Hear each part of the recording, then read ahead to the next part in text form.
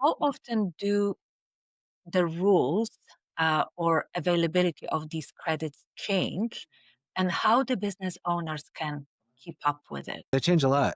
Those EV Yeah. credits changed like 3 times in 1 year. You know, if you bought one this month, it was different than that month, then it was different than, it was at the end of the year. So that was the worst I've ever seen as far as rules changing. 3 times in 1 year, the EV credit rules changed. Now they changed again.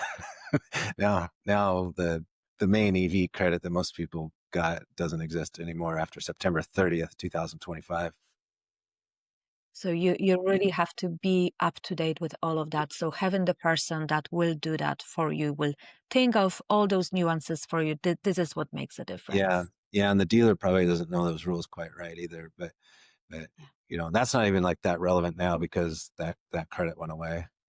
But for deductions, the point is well taken that these rules do change, and I would say almost as important as like if a tax law changes, like for instance that Augusta rule that I explained a minute ago, that rule has been in place since the 1980s. Congress put that rule in place. The code section is in place since the 1980s, but most people just don't know how to implement it, don't know how to take advantage of it. But there's been several court cases since then that have clarified how to implement it and when what Congress meant when they wrote that law. And so what happens is Congress writes a law, some taxpayers misinterpret that law, goes to tax court, the IRS straightens that, or the IRS either wins or loses, and then what the court said straightens out for the rest of us. Like, okay, here's what it really means. Like in the case of that Augusta rule, there's been a couple court cases, but most recently there was one that's called Sinopoly. That's the name of the taxpayer, Sinopoly versus Commissioner. So this taxpayer, there's a couple doctors that owned some gyms, and they took the Augusta rule deductions, 3 different doctors' houses over 3 different years. It was like hundreds of thousands of dollars of deductions.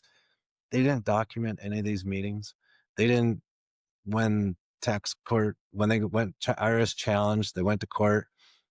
When they asked them in court, where were these meetings, who was there, what dates, they couldn't produce that information except for like one meeting.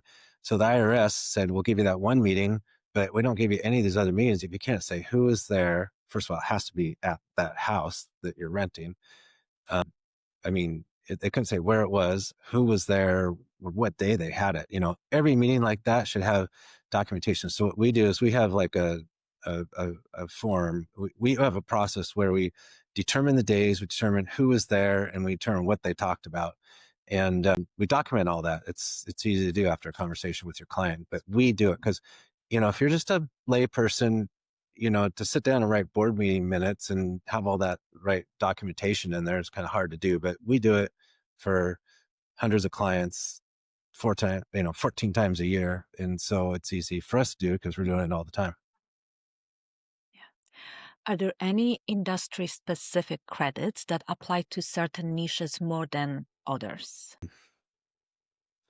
Yeah, there are. So in the real estate business, we see a lot of um, bonus depreciation, and right now that's a really big deal because in the new tax bill that just got passed January 20th, 2025, it became implemented.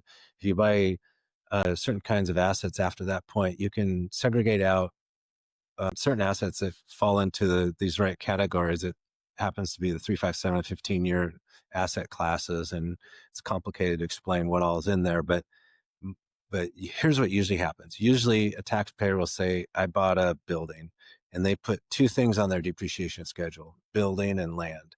The land never gets deducted. The building gets deducted over 39 years. That's not very useful to you. You get 1/39th of the cost of that for a deduction this year. But if you go segregate all these things out, like I just did one that it's in draft right now that I just issued a draft to the client.